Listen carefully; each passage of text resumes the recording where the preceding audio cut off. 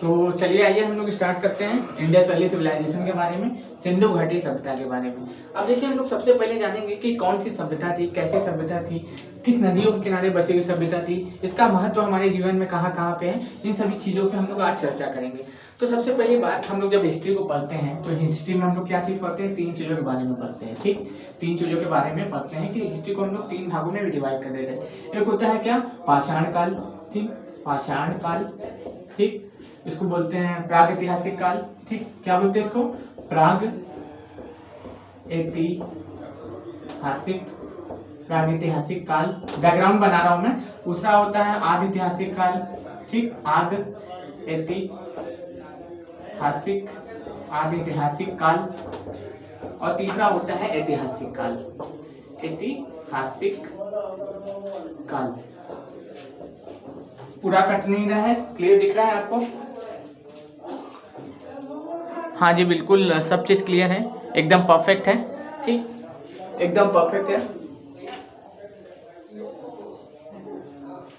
शाम के समय रिकॉर्डिंग करना हो तो चेहरे पे मत जाइएगा, ठीक, कि दलिद्र मती ना गया हूँ रिकॉर्डिंग करने। ठीक, अब देखिए हम लोग आज पढ़ेंगे किसके, सिंधु घाटी सभ्यता के बारे में। सिंधु घाटी सभ्यता किसमें आती है, आदिऐतिहासिक काल में आती है, क्योंकि प्रागैतिहासिक काल में कुछ लिखित साक्ष्य तो मिले नहीं है। ठीक, इसलिए हम लोग जो भी सुनते आ रहे हैं, मिट्टियों के बर्तन, जो वहाँ पे मिली हुई चीजें हैं उनके बारे में, जो चित्रकारी उनके बारे में हम लोग पता करते हैं, उनसे हमें पता चलता है कि प्रागैतिहासिक काल का मानव ऐसा था कि वैसा था। आदिऐतिहासिक काल में चीजें हमें मिली हैं, बड़े बड़े महल मिले हैं, बड़े बड़े सोने चांदी के आभूषण मिले हैं, उन बड़े बड़े मिले हैं, स्नानागार मिले हैं, तरह तरह की चूड़ियां मिली हैं, मिट्टी के बर्तन मिले हैं, और कई तरह की चीजें मिलते हैं। इसलिए आदिऐतिहासिक काल को हम लोग क्या है, सिंधु घाटी सभ्यता के रूप में जानते हैं, क्योंकि आदिऐतिहासिक काल में चीजें मिली तो है लेकिन उसको हम लोग पढ़ नहीं पाए, समझ नहीं पाए। तो आदिऐतिहासिक काल के बारे में आज हम लोग चर्चा करेंगे, और सिंधु घाटी सभ्यता को आदिऐतिहासिक काल में ही जाना जाता है। आदिऐतिहासिक काल में ही इसका विवरण मिलता है। हमें किसमें मिलता है, आदिऐतिहासिक काल में ही इसका विवरण हमें मिलता है।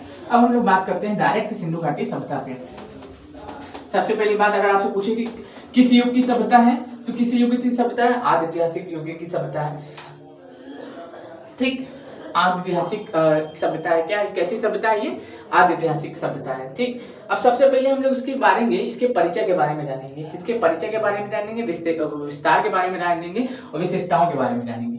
परिचय के बारे में इसके जानते हैं सबसे पहले। ठीक, परिचय, पहले परिचय, क्योंकि हम लोग जब आंसर राइटिंग स्टार्ट करेंगे तो परिचय से करते हैं। ठीक, परिचय के बाद उसके बारे में हम जानेंगे कहाँ पे, विस्तार के बारे में। परिचय के बाद क्या जानेंगे, विस्तार के बारे में। परिचय के बाद विस्तार, परिचय के बाद विस्तार के बारे में। फिर विशेषताओं का वर्णन करेंगे, किसके बारे में, किसका वर्णन करेंगे, विशेषताओं का,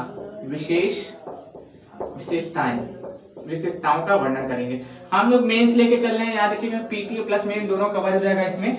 परिचय के बारे में जानेंगे कि देखिए ये इसको कांस्य युगीन सभ्यता भी कहते हैं, कांस्य युगीन सभ्यता भी कहते हैं, सभ्यता भी कहा जाता है। इस सभ्यता को कांस्य युगीन सभ्यता भी कहा जाता है। अब भैया क्यों इसको कांस्य युगीन सभ्यता कहा जाता है, कि उन्होंने तांबा और टीन को बराबर मात्रा में मिला के एक नई धातु का निर्माण किया था, इसीलिए इसे क्या कहा जाता है, इसे कांस्य युगीन सभ्यता भी कहा जाता है। तांबा और टीन, दो धातु को मिला के एक नई धातु का निर्माण किया था जिसका नाम क्या था, कांसा था, इसलिए इसे कांस्य युगीन सभ्यता भी कहा जाता है, कांस्य युगीन सभ्यता भी कहा जाता है। और इसे मालूम है नगरीय सभ्यता भी कहा जाता है, इसे क्या कहा जाता है, नगरीय सभ्यता भी कहा जाता है, इसे नगरीय सभ्यता भी कहा जाता है। क्यों, क्योंकि यहाँ पे जो बड़े बड़े मकान थे, यहाँ पे सभी मकान पक्के मिले हैं। ठीक, अब जैसे मान लीजिए हम लोग गांव देहात में जाते हैं तो झोपड़पट्टी देखने को मिल जाता है, लेकिन यहाँ पे जो सभ्यता मिली है, इस सभ्यता के सभी घर पके हुए ईंटों के बने मिले हैं, ईंटों के बड़े मकान मिले हैं, बड़े बड़े महल मिले हैं। ठीक, और घर भी मिले हैं और स्नानागार भी मिले हैं, पकी हुई ईंटें मिली हैं, तो इसलिए इसे हम लोग क्या कहते हैं, नगरीय सभ्यता भी कहते हैं। कांस्य युगीन सभ्यता के नाम से भी जाना जाता है और नगरीय सभ्यता के नाम से भी इसे जाना जाता है। ठीक, ये लोग लोहे से परिचित नहीं थे, याद रखिएगा, ये लोग लोहे से परिचित नहीं थे, लोहे से परिचित नहीं थे, लोहे से परिचित नहीं थे, याद रख लीजिएगा, दिमाग में बैठा लीजिएगा, लोहे से परिचित ये लोग नहीं थे, ये लोग लोहे से परिचित बिल्कुल भी नहीं थे, याद रख लीजिएगा।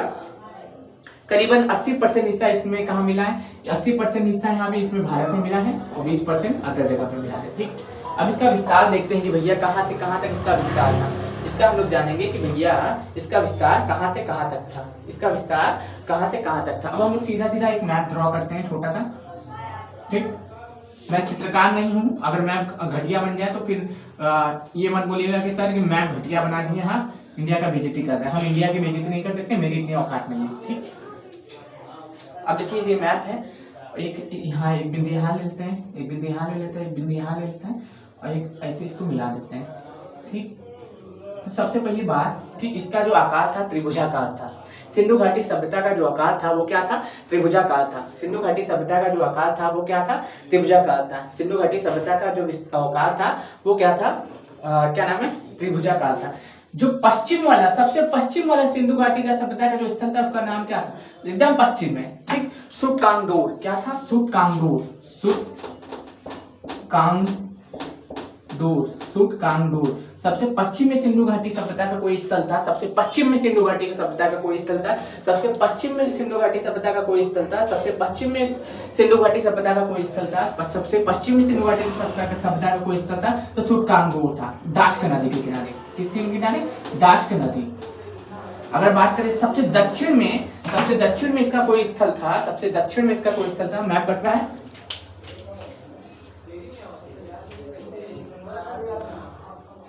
हाँ बिल्कुल मैप तो कट ही रहा है। इसको थोड़ा इरेज कर लेते हैं, ऊपर ले आते हैं, ठीक, इसको ऊपर ले आते हैं थोड़ा, ठीक, इसको थोड़ा सा ऊपर ले आते हैं, इसको हम मिटा देते हैं, ठीक, इसको हम लोग मिटा देते हैं।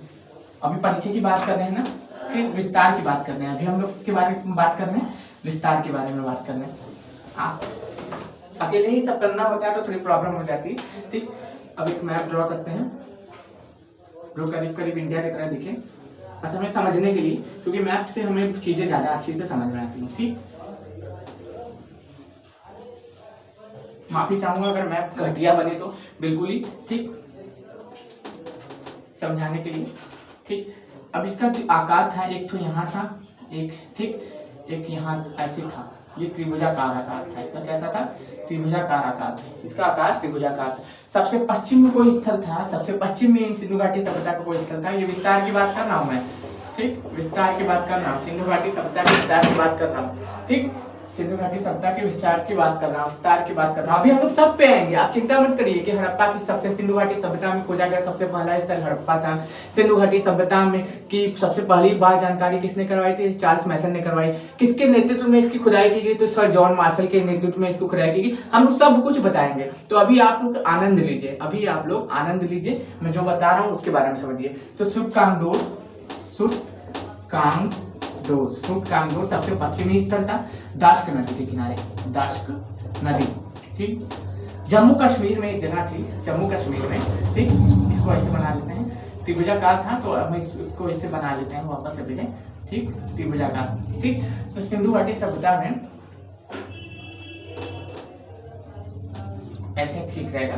सिंधु घाटी सभ्यता का सबसे उत्तरी स्थल अगर पूछे आपसे, सबसे उत्तरी स्थल तो क्या था, मांडा था, क्या था, मांडा, ठीक। किसके नदी के किनारे था, चिनाब नदी के किनारे, चिनाब नदी के किनारे सबसे उत्तरी स्थल क्या था, मांडा था। कहाँ पे था, जम्मू कश्मीर में, जम्मू कश्मीर में, ठीक।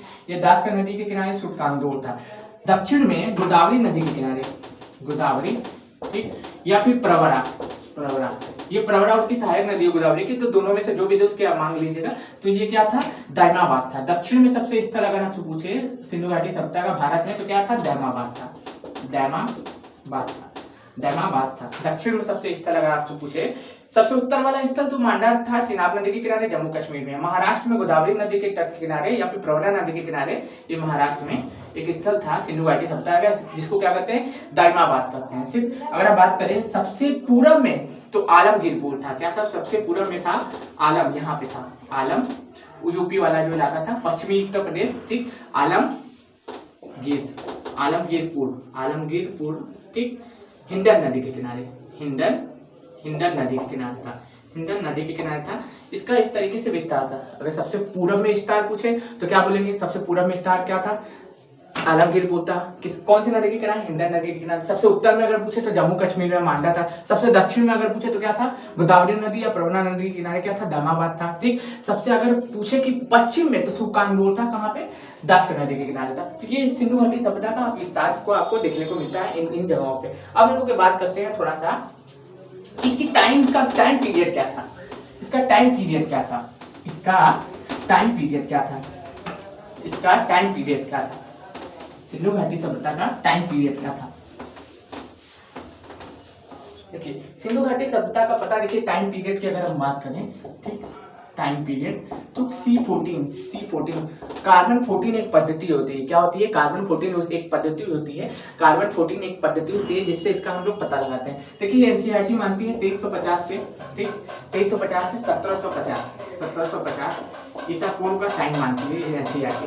अलग अलग जगह पे अलग अलग देखने को मिलता है, लेकिन हम लोग एनसीईआरटी को ही फॉलो करते हैं, तो एनसीईआरटी को मानेंगे कि 2350 से लेके 1750 ईसा पूर्व तक इसका विस्तार था। इसका विस्तार था, क्या था? सिंधु घाटी सभ्यता का टाइम पीरियड था। सिंधु घाटी सभ्यता का अगर टाइम पीरियड आपसे पूछे तो क्या था?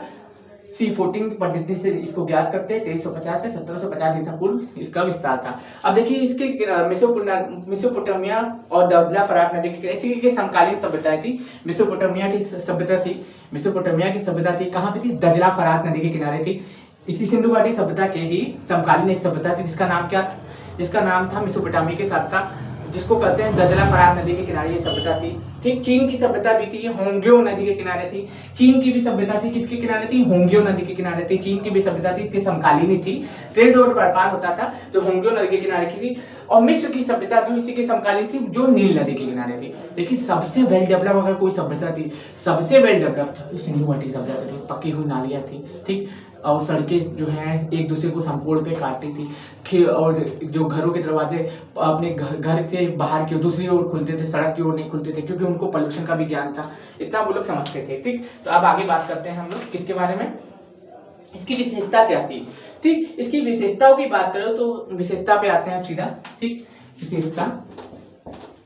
विशेषताएं, ठीक, विशेषताएं सबसे पहले हम लोग बात करेंगे नगरीय सभ्यता की। ठीक, नगर नियोजन बहुत अच्छा था।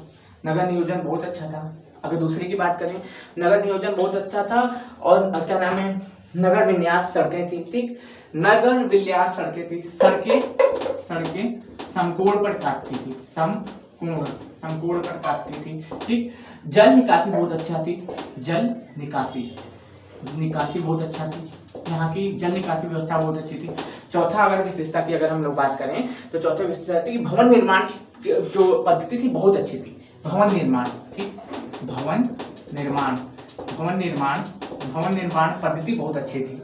तो ये सब चीजें इसकी विशेषता थी। पहले हमने किसकी बात की? इसके विस्तार, पहले हमने बात की थी किसके बारे में? इसके विस्तार के, पहले इसके बारे में परिचय दिया था, फिर उसके बाद इसके बारे में हम विशेषताओं के बारे में, विस्तार के बारे में बात की। अब हम लोग विशेषताओं के बारे में बात कर रहे हैं। अब आगे बढ़ते हैं। ठीक, आगे बढ़ते हैं थोड़ा सा और।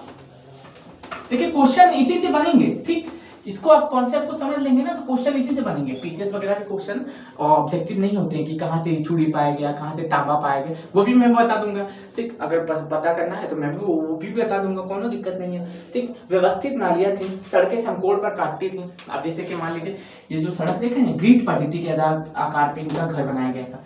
ये ग्रिड पद्धति, ठीक, ये देखिए ग्रिड पद्धति, मतलब यहाँ मकान है, यहाँ मकान है, यहाँ मकान है, यहाँ मकान है, यहाँ मकान है, यहाँ मकान है, उसके बगल में सड़क है। ठीक, उसके बगल में सड़क है। एक शतरंज आकार हुआ करता था। इसका आकार जो था शतरंज हुआ करता था। क्या हुआ था? सड़कें समकोण पर काटती थी और शतरंज आकार हुआ करता था। भवन निर्माण पक्की ईंटों के थे। घर के दरवाजे पीछे की ओर खुलते थे। भवन के जो निर्माण पक्की ईंटों से हुए थे। भवन निर्माण पक्की ईंटों से हुए थे। घर के दरवाजे पीछे की ओर खुलते थे। कहाँ खुलते थे? घर के दरवाजे पीछे की ओर खुलते थे। याद रखिएगा कि घर के दरवाजे कहाँ खुलते थे? पीछे की ओर खुलते थे। घर के दरवाजे पीछे की ओर खुलते थे। एकदम ध्यान रखिएगा इसको आप। ठीक, घर के दरवाजे पीछे की ओर खुलते थे। ठीक, आगे बढ़ते हैं हम लोग। ठीक,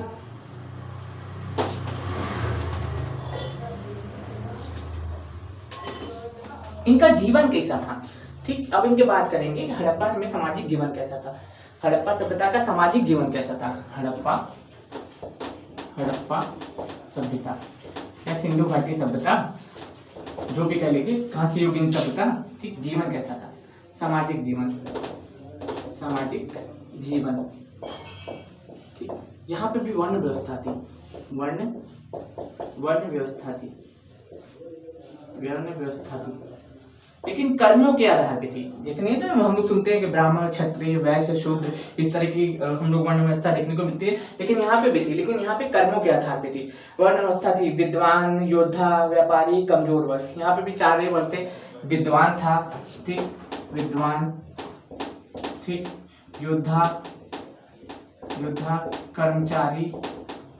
कर्मचारी, ठीक, विद्वान था, योद्धा था, फिर उसके बाद विद्वान था, योद्धा था, व्यापारी था, कमजोर वर्ग था। क्या था?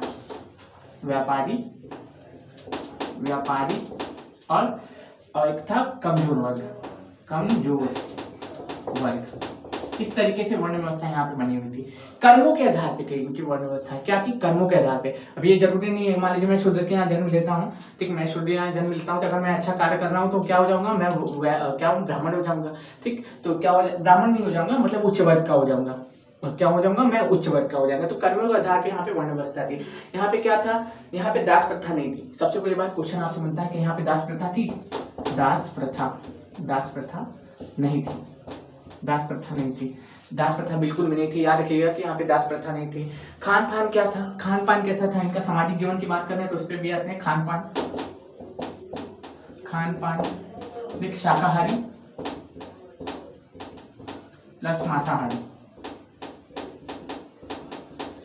प्लस मांसाहारी दोनों था। शाकाहारी प्लस मांसाहारी दोनों तरीके के यहाँ पे खान पान हुआ करते थे। इसको आप एक चार्ट पेपर में बनाते हुए चलिएगा, क्योंकि इसको दिमाग में बैठा लेंगे तो इससे आपके आंसर राइटिंग बहुत आसान हो जाएगी। आंसर राइटिंग में आप क्या नाम है, 15 नंबर का क्वेश्चन अगर यूपीएससी यूपीपीसीएस में आता है तो आपको 8 नंबर 7 नंबर आराम से मिल जाएगा। 10 नंबर 12 नंबर के चक्कर में रहेंगे तो कुछ नहीं मिलने वाला है, ठीक है। रीति रिवाज कैसा था? यहाँ पे मनोरंजन होता था, पशुओं को लड़ाना, ये सब, पशुओं को पालना, ये सब से इनका रीति रिवाज चलता था। मनोरंजन के भी साधन थे, पशुओं की लड़ाई होती थी, ठीक, पशुपालन होता था। ये सभी चीजें यहाँ पे हमें देखने को मिलती है। कृषि, पशुपालन, वाणिज्य, व्यापार, यातायात व संचार सभी के साधन थे। कृषि थे, व्यापारी थे, यातायात थे, सभी के यहाँ पे साधन हमें देखने को मिलते हैं, ठीक। और हमें क्या क्या देखने को मिलता है? माप तोल प्रणाली थी, शिल्प उद्योग हुआ करते थे, वस्तु विनिमय प्रणाली का भी उपयोग किया जाता था। यहाँ पे वस्तु विनिमय प्रणाली का भी उपयोग हमें यहाँ पे देखने को मिलता है। वस्तु विनिमय प्रणाली का भी उपयोग हमें यहाँ पे देखने को मिलता है।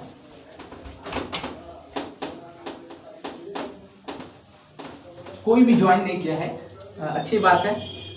भीड़ कमी आए तो ज्यादा अच्छा है, पढ़ने लिखने वाले आए ज्यादा तो ज्यादा सही रहेगा। कृषि के साक्ष्य कहाँ से मिले हैं? कृषि के साक्ष्य हमें मिलते हैं बनावली से।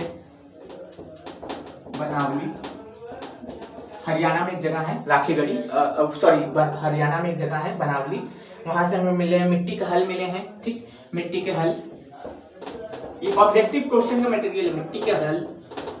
लोथल से क्या मिला है हमें? लोथल से भी क्या मिला है? कृषि के भी साक्ष्य मिले हैं, लोथल से भी कृषि के साक्ष्य मिले हैं, ठीक। ये ऑब्जेक्टिव क्वेश्चन का मटेरियल बनेगा। पशुपालन और यातायात भी किया जाता था, ठीक। कुबड़ वाला सान हुआ करता था। साक्ष्य रूप में मिडभान जो मिले हैं हमें, मिट्टियों के जो वो मोहरे मिले, उस पर भी हमें क्या मिले? कुबड़ वाले सान के चित्र मिले, एक सिंह वाले क्या नाम, हिरण के साक्ष्य मिले हैं हमें, ठीक। यहाँ पे व्यापार और वाणिज्य होता था, ठीक, व्यापार और वाणिज्य होता था। आंतरिक व्यापार, बाह्य व्यापार दोनों देखने को मिलता है। देखिए, आंतरिक व्यापार, बाहरी व्यापार हमें देखने को मिलता है। इसका पता कैसे चला? क्योंकि मेसोपोटामिया में जो मोहरें मिली हैं वही मोहरें सिंधु घाटी सभ्यता में भी मिली है, और सिंधु घाटी सभ्यता में जो मोहरें मिली है वो मेसोपोटामिया में मिली है। इससे हमें पता चलता है कि आंतरिक व्यापार और बाह्य व्यापार दोनों देखने को यहाँ पे होता था। आंतरिक व्यापार और बाह्य व्यापार दोनों यहाँ पे हुआ करता था। इससे हमें ये पता चलता है। धार्मिक जीवन कैसा था? धार्मिक जीवन में माता देवी की पूजा हुआ करती थी, वृक्ष पूजा हुआ करती थी, पशु की पूजा हुआ करती थी। इन सभी चीजों से हमें ये सब चीज ज्ञात हो जाता है। जल पूजा हुआ करती थी, अग्नि पूजा हुआ करती थी, अग्नि पूजा के प्रतीक में मिले हैं हमें, क्योंकि हमें कई चीजों के साक्ष्य हमें देखने को मिले हैं, ठीक। अगर आपसे ऑब्जेक्टिव क्वेश्चन का मटेरियल बनाता है तो हम लोग बस इतना ही पढ़ते हैं। क्या पढ़ते हैं? बढ़िया, हड़प्पा कहाँ मिला, ठीक, हड़प्पा। मजा आता है लोगों को ये सब चीज पढ़ने में, बहुत मजा आता है। हड़प्पा कहाँ मिला? रावी नदी के किनारे, ठीक, रावी नदी के किनारे। खोज कौन किया? दयाराम साहनी किए, दयाराम साहनी। लोगों को इतना ही पढ़ने में मजा है। मोहनजोदड़ो कहाँ है? जोदड़ो कहाँ पे है? मोहनजोदड़ो कहाँ पे देखने को मिलता है? कहाँ पे मिलता है? सिंधु नदी के किनारे। कौन किया? राखल दास बनर्जी। लोगों को यही सब चीज पढ़ने में मजा आता है। जब आपको बहुत अच्छे से पढ़ाएंगे ना तो वो भागेंगे दूर, वो पढ़ना ही नहीं चाहता है। अब जैसे लोथल कहाँ मिला है, लोथल जानते ही हैं, लोथल एक बोटी बड़ा था, बंदरगाह कहाँ पे मिला है, गुजरात में मिला है। ठीक, गुजरात में मिला है, कहाँ पे है, भोगवा नदी के किनारे है, भोगवा नदी के किनारे है, भोगवा लोथल कहाँ पे, गुजरात में, भोगवा नदी के किनारे है। ठीक, भोगवा नदी के किनारे। और खोज कौन किया, रंगनाथ राव किए हैं, रंगनाथ राव किए हैं, रंगनाथ राव किए हैं। ये सब चीज पढ़ने में लोगों को बहुत मजा आएगा। ऑब्जेक्टिव मटेरियल है ना, ये सब चीज पढ़ने में मजा आता है कि कौन कहाँ की खोज किया। अब आपसे पूछ लेगा ऑब्जेक्टिव में क्वेश्चन कुछ पूछते हैं, जैसे कि आपको हम एग्जाम्पल के तौर पे बताते हैं। ये सब पढ़ने में लोगों को मजा आएगा। जब आप उनको मन से पढ़ेंगे ना तो उनको पढ़ने में मजा नहीं आएगा। उनको चाहिए ऑब्जेक्टिव का मटेरियल, बस उनको इसी से प्रेम है और इसी से वो लोग पढ़ना लिखना जानते हैं और यही उनको मजा आता है पढ़ने में। क्योंकि बाकी चीज आदमी उनको पढ़ाता है तो उनको बेकार लगता है। अब जैसे कि चहुंदड़ो आपसे पूछ लेगा किस नदी के किनारे है, तो सिंधु नदी के किनारे है। गोपाल मजूमदार उसकी खोज किए हैं। ये सब चीज इनको पढ़ने में मजा आएगा। रंगपुर कहाँ है, मादा नदी के किनारे है, गुजरात में। ये सब चीज पढ़ने में लोगों को बहुत मजा आएगा, समझ लेना। जब आपको उनको डीप जाके पढ़ाएंगे तो उनको पढ़ने में बिल्कुल मजा नहीं आएगा। बनावली कहाँ, हरियाणा में है। ठीक, आपसे पूछेगा क्या नाम है, कालीबंगा कहाँ है, घग्गर नदी के किनारे राजस्थान में है। कालीबंगा का सीधा मतलब क्या होता है, काले रंग की चूड़ियाँ। ठीक, काले रंग की चूड़ियाँ।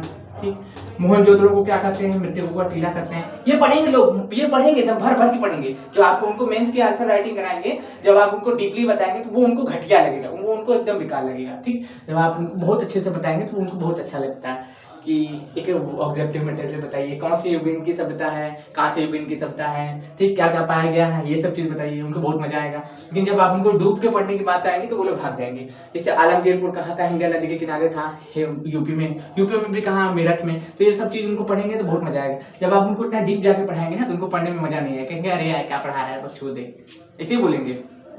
चलिए, तो आज के लिए बस इतना ही रखते हैं। आई होप आप लोग बोर नहीं हुए होंगे। अगर बोर हुए होंगे तो कमेंट कर दीजिएगा कि बहुत घटिया पढ़ाए हैं। ठीक, मेरा तो रिवीजन हो रहा है, नुकसान आप ही का है। धन्यवाद।